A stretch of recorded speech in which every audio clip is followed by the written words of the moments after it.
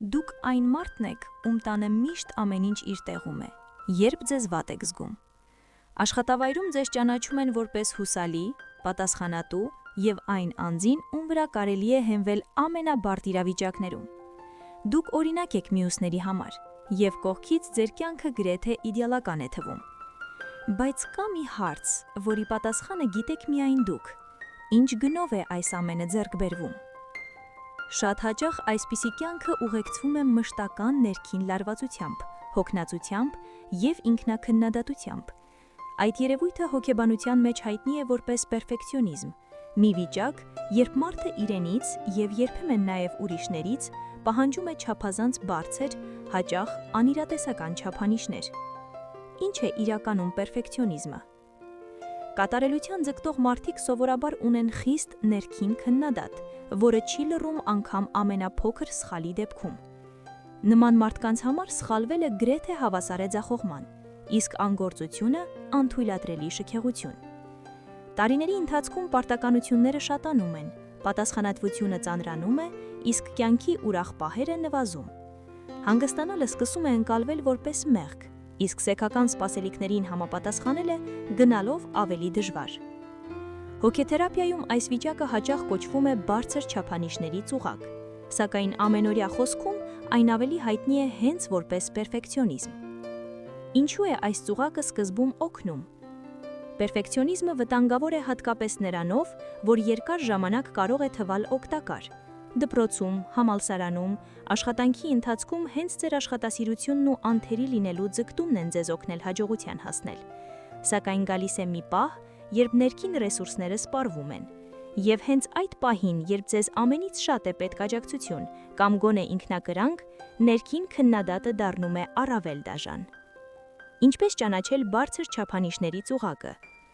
Դուք կարող եք բախվել պերֆեկցիոնիզմի, եթե հաճախ եք ապրում ներքին լարվածություն եւ անհանգստություն, ձգտում եք ամեն ինչ անել հնարավորինս կատարյալ, մշտապես զգում եք, որ ձեր արածը բավարար չէ, չափազանց ցավոտ եք արձագանքում սխալներին, խուսափում եք իրավիճակներից, որտեղ կարող են ձեզ քննադատել, հաճախ հետաձգում եք գործերը վախենալով ձախողումից, շրջապատողները ձեր պահանջները համարում են չափազանց խիստ։ Եթե այս կետերից մի քանիսը ձեզ ծանոթ են, հավանաբար արժե խորությամբ անդրադառնալ խնդրին։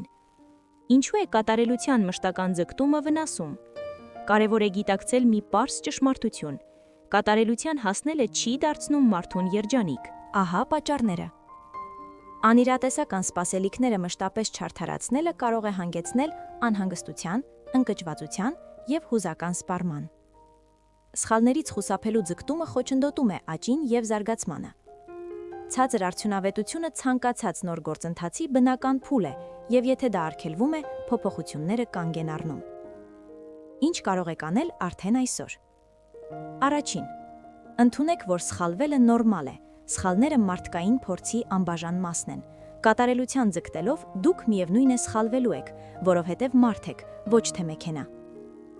Երկրորդ. թուլացրեք ներքին քննադատը։ Ինքնակննադատության նվազեցումը չի նշանակում որակի անկում։ Դուք արդեն ունեք պատասխանատվության զգացում, եւ այն չի վերանա միայն այն պատճառով, որ ավելի բարի կլինեք ինքներդ ձեր հանդեպ։ Երրորդ. նամակ գրեք ինքներդ ձեզ։ Գրեք խոսքեր, որոնք կցանկանայիք լսել սիրող եւ աջակցող մարդու կողմից դժվար պահին։ Կարդացեք այդ նամակը, երբ ինքնավստահությունը նվազում է։ Չորրորդ. սովորեք նկատել առաջընթացը։ Համեմատեք ձեզ ոչ թե իդեալի, այլ ձեր անցյալի հետ։ Նկատեք փոքր հաղթանակները եւ գնահատեք ձեր ջանքերը։ Հինգերորդ. դիմեք մասնագետի օգնությանը։ Եթե զգում եք, որ ինքնուրույն դժվար է դուրս գալ այս շրջափակումից, հոգեբանը կարող է օգնել։